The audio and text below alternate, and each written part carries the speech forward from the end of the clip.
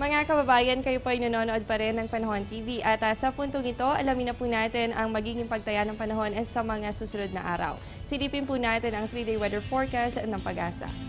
Simulan po natin sa Baguio City. Asahan po natin dyan ang pagkakaroon pa rin ng isolated light rain. Simula po yan bukas, araw ng Martes, at magtatagal po yan hanggang sa araw ng Huwebes. Samantala, ang agwat naman po ng temperatura, maglalaro yan sa pagitan ng 12 to 23 degrees Celsius.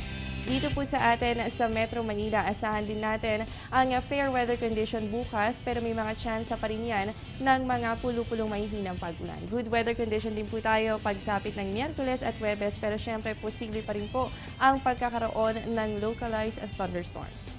Sa Metro Cebu naman po tayo, asahan natin ang good weather condition for the next 3 days. Ibig sabihin, makakaranas po kayo ng maaliwalas na panahon, pero asahan po natin na pagsapit ng hapon o kaya naman ng gabi ay makaranas din po kayo ng mga localized thunderstorms at posible nga po yung magdala ng mga mahihina hanggang sa katamtamang pag-ulan.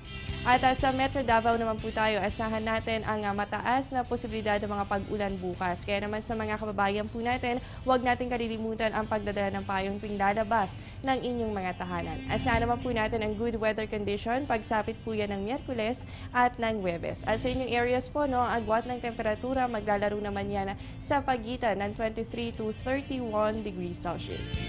At panghuli na lamang po natin sa Zamboanga City, magandang panahon din po ang sasalubong sa inyo simula bukas hanggang sa araw ng Huwebes. Dito asahan lamang natin ang bahagya hanggang sa maulap na kalangitan na meron kasamang pulo-pulong pag-ulan o pagkidat-pagkulog lalo na sa hapon o kaya po ay sa gabi. At sa inyong areas po sa loob ng 3 araw, ang agwat ng temperatura maglalaro naman yan sa pagitan ng 23 to 34 degrees Celsius. Narito naman po ang aasahang lagay pa ng temperatura sa mga piling lungsod dito sa bansa. Sa Kalayaan Group of Islands, meron po kayong 25 to 30 degrees Celsius at sa Cabanatuan, yan ay nasa 22 to 28 degrees Celsius. Sa Dipolog, meron kayong 24 to 28 degrees Celsius at para naman po sa Surigao, asahan natin dyan ng 21 to 29 degrees Celsius. Asahan din po natin yung pagkakaroon ng occasional rains o yung panakanakang pag-ulan sa mga susunod na oras. At para naman po sa magiging lagay ng temperatura sa mga tourist destination dito sa bansa. Sa Puerto Galera, meron kayong 23 to 29 degrees Celsius. At sa Banawe, mababa pa rin po ang 10 to 21 degrees Celsius. Sa Camiguin, meron po kayong 24 to 30 degrees Celsius.